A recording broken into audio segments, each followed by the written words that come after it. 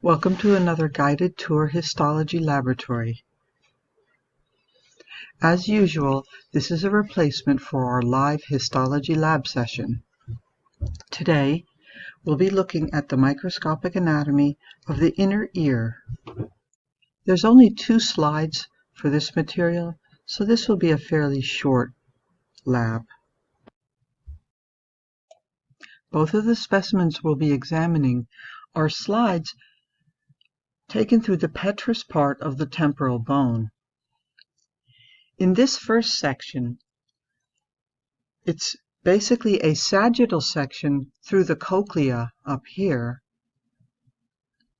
You can also see down in the vestibular portion of the inner ear, the crista here of the anterior semicircular duct, and adjacent to it, right there, is the macula of the utricle.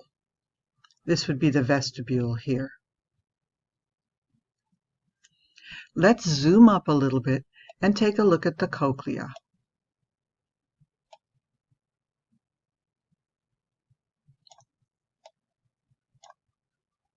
That was a little too far, wasn't it? So you can see at this medium magnification that you have the different cuts through the cochlear duct as it spirals its way up and around this center bony portion here called the modiolus. Each one of these will show you different sections through the organ of Corti and through the 3 different chambers. Let's zoom up in magnification and take a look at the structure of just one of these sets. So the center one is the cochlear duct, also called the scala media. The one above it is the scala vestibuli, and the one below it is the scala tympani. I like to remember these by, obviously the one in the middle is media, or the cochlear duct, but the one on the bottom, underneath this thing called the basilar membrane, the scala tympani. Well, a timpani is a drum, so think of this as the drum and this as the skin of the drum. And then the one that's left is the scala vestibula. That's just a little mnemonic. So all of this stuff here is part of what we call the organ of Corti, and there's a lot of different cell types there. The cells that are hair cells that are actually detecting the vibrations, sustentacular cells that are supporting cells, and on top of them there's this little membrane here called the tectorial membrane. Not shown particularly well right in this section, but we'll look at another one for a better view. Also, to the side here, there's this epithelial sheet here called the stria vascularis. Recall that this chamber is filled with endolymph, whereas these two, the vestibuli and tympani, are filled with perilymph. This epithelial sheet makes all of the endolymph that fills the membranous labyrinth throughout the entire inner ear. The other feature here is the spiral ganglion, which is always on the side of the modiolus, regardless of which one of these sets you're looking at. If you look at this at a little higher mag, you'll assure yourself that these are in fact neuronal cells, and these are the ganglia that receive the impulses from the hair cells, and then they send out their projections to the cochlear nerve. Let's take a look at another one of these so that we can hopefully get a better view. No, that one's broken. We won't look at that. Okay, so here you can see the tectorial membrane and how it lays on top of the organ of Corti. It's a little bit distorted here due to fixation artifact. But In this image, you can see a really nice view also of the basilar membrane. So it is essentially the vibrations of this basilar membrane caused by vibrations coming through the perilymph via the oval window that vibrates this basilar membrane and moves then this entire organ of Corti. And because it's attached to the tectorial membrane, you get a shear effect here, and that stimulates the hair cells, and then they send their impulses out here to the spiral ganglion. So that's how the sound is detected.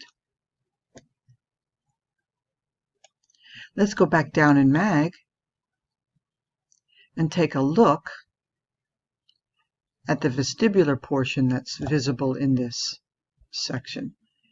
Here's the vestibule. It's a bony chamber which contains the utricle and the saccule, and it opens into, or rather the membranous portion inside of the bony chamber opens into the semicircular ducts. So the vestibule, the bony portion, opens into the bony semicircular canals, of which you can see part of one here. And then the membrane labyrinth within that is interconnected as well. So here we can look at these at a little higher magnification. You can see a crista ampullaris, and the cupula is kind of gone here. That's that gelatinous little hat that sits on top of the crista, and the chamber is a little bit collapsed on itself due to processing. You also have a section through a portion of the utricle, the macula of the utricle. So this chamber is the utricle, and this is kind of a glancing section through a portion of the macula, this thickened area. We'll get a better look at what a macula looks like on the other inner ear specimen. So recall that these chambers here and here both contain endolymph, and out here is the perilymph. And the sensory cells in both macula and crista are hair cells, just like we saw in the cochlea. Now let's switch to inner ear number 2 slide.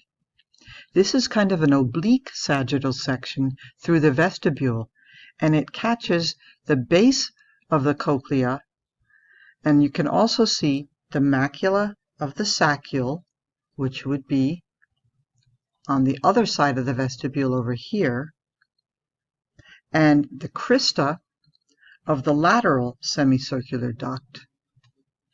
So the vestibule's in the middle there. And this would be the base of the cochlea. Just a couple of turns are visible in this particular specimen. So let's zoom up and take a closer look at that macula, because this is a nicer example than the other kind of glancing section. So here you can see the thickening of the epithelial layer right here. That contains both hair cells and the support cells. And on top of that, you have those small calcifications called otoliths. So all of them together, as well as the jelly-like kind of matrix that they're embedded in, is called the otolithic membrane. So when this fluid here moves, it pushes them, and that stimulates the hair cells, which have cilia and stereocilia, and then they send their signal out through the vestibular nerve. The same thing happens here in the crista ampullaris.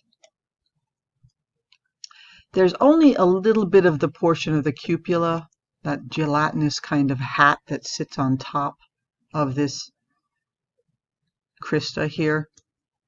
But again, it's made up of the hair cells and the supporting cells as well. And when this fluid moves, rotational motion that is, then it pushes the cupula, and that moves the hair cells, cilia and stereocilia, and that sets them off, and then they send their signal out and down to the vestibular nerve. So as a little bit of a review, you should notice that you can see some other structures here other than the inner ear ones we've been studying. For instance, this structure here is bone. In fact, it's compact bone. You can see some osteons here. What else do we have? Well, we have this little cluster of something here, which I hope is familiar to you from the last block. As we get higher and higher, you begin to see the bright red eosinophilic color and peripheral nuclei of skeletal muscle. So these are skeletal muscle fibers. And finally, you've got a little bit of the brain here. As a final note, I would just like to show you one of these portions of the cochlea here, because this is a really nice section, although it's upside down with respect to the other one we looked at. This organ of Corti is in really nice shape.